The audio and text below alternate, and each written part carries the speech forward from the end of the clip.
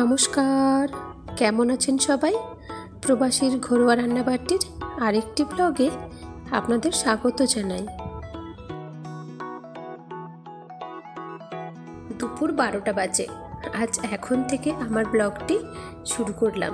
প্রথম থেকে শেষ পর্যন্ত স্কিপ না করে দেখার জন্য অনুরোধ রইল। ওই আমার যদি আসতে দেরি হয় তুই খেয়ে নিবি, কেননা দাদাও কখন আসবে কোনো ঠিক নেই।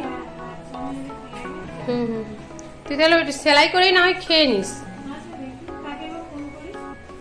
ফোন কর। গ্রিন অ্যাপেলটা খেয়েছিলি? টেস্ট ভালো ছিল?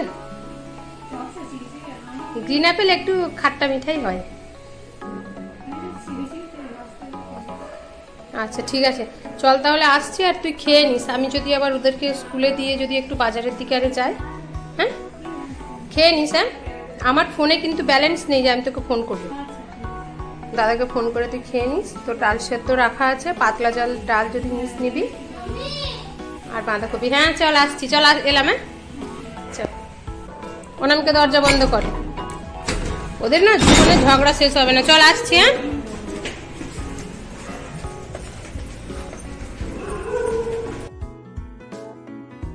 আজ দাদা হসপিটালে গিয়েছেন, আর অনামিকা আজ বাড়িতেই আছে।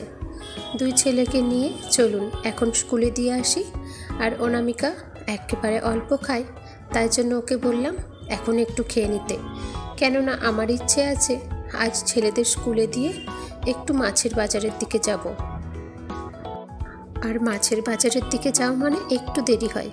ওখান থেকে আসতে আসতে অনামিকার আবার হয়তো একটু খিদে হয়ে যাবে, তাই জন্য ওকে বললাম একটু খেয়ে নিস। আজ অনেকটা তাড়াতাড়ি স্কুলের জন্য বেরিয়েছি। চাইলে তবে আর একটু আগে বেরোতেই পারতাম, কিন্তু রেডি হয়ে বসেছিল, তখন দেখলাম এক পশলা বৃষ্টি নেমেছে। ওরা আর রেনকোট পরতে চায় না, তাই জন্য বলল মাম্মি একটু রুকে যাই, অনেকটা সময় আছে, একটু পরে বেরোবো। স্কুলের গেটে পৌঁছে দেখলাম প্রেয়ার চালু হয়ে গেছে, তাই জন্য এখানেই রুকে যেতে হয়েছে। ট্রেনের একটু সমস্যা ছিল, ট্রেনের না সমস্যা থাকলে অনেকটা সময় হাতে নিয়েই বেরিয়েছিলাম। যাক, প্রেয়ার হচ্ছে, প্রেয়ারের পরে ছেলেদের স্কুলে দিয়ে তারপরে বাড়ি ফিরব। ছেলেদের স্কুলে দিয়ে সোজা মাছের বাজারে চলে এসেছি। ভাবছিলাম যে এতটা লেটে মাছ থাকবে কি না।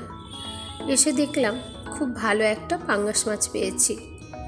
সব সময় পাঙ্গাস মাছটা খুব ভালো পাওয়া যায় না, কিন্তু এই আন্টির থেকে মাছটা নিই যখন, দারুণ স্বাদের মাছ হয়।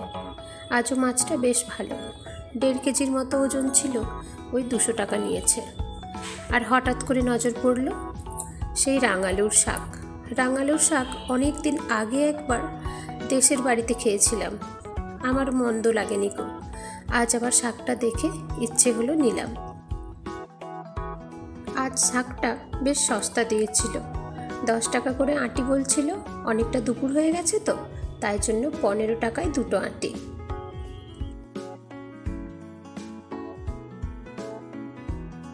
আগেই তো দেখলেন যে অত বড় পাঙ্গাস মাছটা নিয়েছি। বাড়ি ফেরার পথে এইদিকে দেখলাম অনেকগুলো করে পাপলেট মাছের বাট্টা লাগিয়ে রেখেছে, আর 100 টাকা বলছে। পাম্পলেটটা আমার 2 ছেলে ভীষণ পছন্দ করে। চলুন একটা বাট্টা নিয়ে নিই। চলুন, আজ দেখছি আন্টি অনেক ইলিশ মাছ নিয়ে এসেছেন। ইলিশ মাছের দাম করি, এই বছরে একদিনও এখনও বাড়িতে ইলিশ মাছ নেওয়া হয়নি গো। সামনের এই ছোট্ট ইলিশগুলো 100 টাকা বাট্টা, অত ছোট ইলিশ নেব না। আর ওই মাঝখানের 4টে বাট্টা দেওয়া আছে, ওটা বলছে 500 টাকা, কিন্তু দরদাম করে নিতে হয়। শেষমেশ এটা আমি 200 টাকাতে নিয়েছিলাম। আর ওই বড় ইলিশগুলো দাম অনেক বলছে, কিন্তু শেষমেশ 600 টাকা জোড়া দেবে। অনামিকা, আমি কি নিয়ে এসছি দেখবি? আয় না, তুই আয় তাড়াতাড়ি। গেট আনতে হবে না, তুই আয়। গামছাটা সরা, তুই দেখ না কি নিয়ে এসছি। ধর থেলিটা হাত থেকে খোল। তোর কাঁকড়া নিতে গেছিলাম কিন্তু কাঁকড়া পাইনি, কিন্তু দেখ তো কি নিয়ে এসেছি। খোল।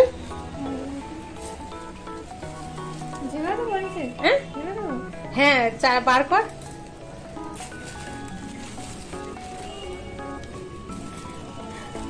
চারটে দিয়েছে। ক টাকা নিয়ে তুই বল, ক টাকা নিয়েছে? মাছগুলো কেমন বল? হ্যাঁ একটা ডিম আমিও বুঝতে পেরেছি। একটা ডিম বেলা থাক। কেমন হয়েছে মাছগুলো? না ওইটা ডিম নেই। না না দূর হোক, 500 টাকা ইলিশ মাছ। আমার অত পয়সা নেই 500 টাকা দিয়ে ইলিশ মাছ খাও। না না আরো নিচে নাও, পাপলেট মাছটা ধর। আরে মাছ প্রচুর সস্তা, তাই প্রথমে জানি না ত্রয়জিৎ পাঙ্গাস করছিল। এবার প্রথমে পাঙ্গাস মাছটা নিয়ে নিয়েছি। এবার বাড়ি আসবো, বাড়ি আসার মুখে এইদিকে দেখি এইসব মাছ। ঢাল পাপলেটটা, চিকটা এটা থেলিটা উল্টে পাপলেটটা ঢাল এদিকে।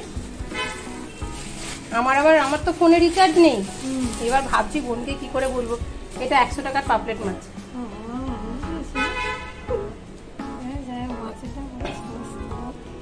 আজকে মাছটা অনেকটাই সস্তা। অজিতের বাবা আমার উপরে রেগে যায়, বলে মাছ কিনে নিয়ে এসে আমার তেলগুলো সব নষ্ট করছে, গ্যাস নষ্ট করছে। দুটো একটা ছোট আছে ঠিকই কথা, কিন্তু 100 টাকা হিসাবে পাপলেট মাছটা তো অনেক, তাই না? আর ওইটা সেই পাঙ্গাস মাছ, প্রথমেই সেই 200 টাকা দিয়ে 5টা 1.5 কেজির ওপরে, ওটাও খৌখো। ত্রয়জিৎ সেই কদিন পাঙ্গাস করছিল না, আমি তাই জন্য নিলাম ওটা। এবার ওটা নিয়ে আমি এদিকে জানি বাড়ি আসার মুখে তো ইলিশ আর পাপলেটটা চোখে পড়লো। ওটাই তো, ওইটা আমার পয়সাটা নষ্ট হলো। হ্যাঁ পয়সাটা নষ্ট হলো।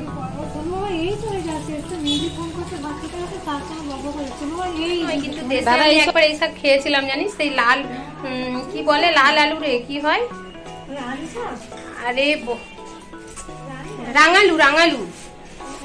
রাঙালুর শাক একবার খেয়েছিলাম দেশে। বনি প্রথমে খাওয়া শিখিয়েছিল, খুব ভালো লেগেছিল খেতে। ভাজা চচ্চড়ি দুটোই খাই, কিন্তু আমি ভাজা করব। কলমি শাকের চেয়েও আমার টেস্ট লেগেছিল জানিস। আমি কোনোদিন দেখতে পাইনি, আজকে হঠাৎ করে দেখতে পেলাম। 10 টাকা করে আঁটিগুলো নিল, শাকগুলো নরমও আছে দেখ। এই জন্য নিয়ে আসলাম। সেই শাক খাওয়া হচ্ছে না। হ্যাঁ গোড়ার দিকের এগুলো একটু নোকে করে। হ্যাঁ চলুন, সস্তায় পেয়ে মাছ তো বস্তা ভরে নিয়ে এসেছি, কিন্তু এখন ব্যাপার ফ্রিজের মধ্যে এত মাছ রাখবো কোথায়। তাছাড়া খিদেও অনেকটা পেয়েছে। মাছগুলো এমনি ধুয়ে নিয়ে ফ্রিজের মধ্যে তুলে দিই। চলুন, আগের থেকেই ফ্রিজের মধ্যে বেশ কতগুলি ভোলা মাছ রয়েছে। ভোলা মাছ আবার এই এতগুলো মাছ কিভাবে রাখবো এখন ঠিকঠাক করে গুছাতেই অনেকটা টাইম লেগে যাবে।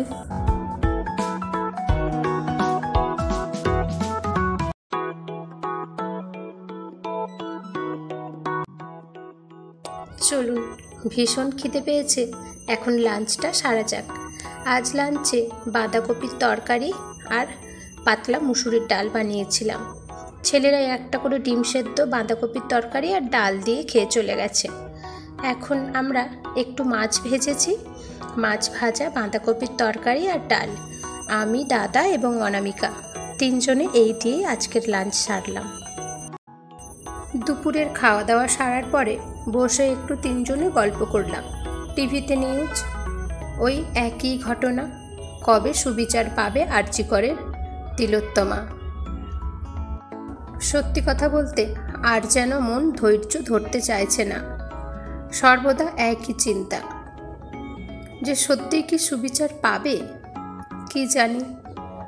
অপেক্ষা করা ছাড়া আমরা তো আর কোনো কিছুই করতে পারবো না। এখন ছেলেদের নিয়ে স্কুল থেকে বাড়ি ফিরছি। আজও বড় ছেলের এক্সট্রা ক্লাস ছিল, তাই জন্য অনেকটা দেরি হয়ে গেল। বাড়ি ফেরার পথে রোজের মতো অল্প একটু আধটু বাজার। টমেটোটা এখন বেশ সস্তা হয়েছে, 20 টাকা 30 টাকা কেজি।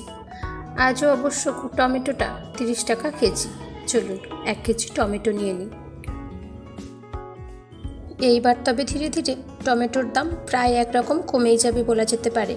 আবার দাম উঠবে সেই গণেশ পুজোর দিকে। বাড়ি পৌঁছাতে না পৌঁছাতেই আবার ওদিক থেকে আমার জায়ের ফোন আসলো। ছোট্ট পুচকুটার বড্ড শরীর খারাপ, হঠাৎ করে একটু সর্দি হয়েছে। ওয়েদার চেঞ্জের জন্য যদিও ওটা বুঝতে পারছি, কিন্তু বাচ্চাটি একেবারেই খেতে পারছে না। ফিডিং করার পরেই উল্টি করে ফেলছে। আর সে উল্টি তো নয়, নাক মুখ থেকে অসম্ভব খারাপভাবে উল্টি করছে। তাই জন্য ভয় পেয়েছে অতসী। ও আমায় বলল, দিদি আর তোমার দেওর তো কাজে গেছে, তুমি তাহলে একটু চলো, পুচকুটাকে নিয়ে একটু ডাক্তারের কাছে যাই।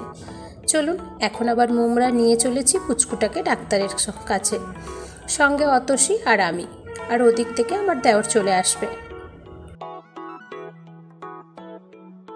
আমাদের পুচকু শুধুই ঘুমায়। ডাক্তারের কাছে এসে দেখলাম আজ অনেক লাইন পড়েছে। ওই 40 মিনিটের মতো অপেক্ষা করতে হবে। আজ জানেন, ডাক্তারের চেম্বারে অনেক পেশেন্টই আসছে। ইনি তো চাইল্ড স্পেশালিস্ট, তাই জন্য এখানে বাচ্চারাই বেশি। আর সবচেয়ে বড় কথা, সব বাচ্চারই একই সমস্যা, হঠাৎ করে কফ, সর্দি, জ্বর, বমি ইত্যাদি, যেমন হয় বাচ্চাদের ওয়েদার চেঞ্জে। ডাক্তারবাবুও ওই একই কথা বললেন, ভয় পাওয়ার কোনো কারণ নেই। ডাক্তার দেখানো হয়ে গেছে, ওষুধপত্র এখান থেকে গুছিয়ে নিয়েছি। চলুন বাড়ি যাই। আর এই সঙ্গে আজকের ব্লগটিও এখানেই শেষ করছি। আমার আজকের ব্লগটি আপনাদের কেমন লাগলো পারলে একটি কমেন্ট করে জানাবেন, ভালো লাগলে লাইক করে দেবেন। সবাই ভালো থাকবেন, সুস্থ থাকবেন। আপনাদের সঙ্গে খুব শীঘ্রই দেখা হচ্ছে আরও একটি কোনো নতুন ব্লগ নিয়ে। এতটা সময় আমার সঙ্গে থাকার জন্য অনেক ধন্যবাদ জানাই। নতুন বন্ধুদের উদ্দেশ্যে অনুরোধ, যদি আপনি এখনও পর্যন্ত আমার চ্যানেলটি সাবস্ক্রাইব না করে থাকেন, প্লিজ আমার চ্যানেলটি সাবস্ক্রাইব করে আমার পাশে থাকার জন্য অনুরোধ রইল। আর যদি আপনি ফেসবুক বন্ধু হয়ে থাকেন, তাহলে প্লিজ আমার পেজটি ফলো করে দিয়ে আমার পাশে থাকবেন। শুভরাত্রি।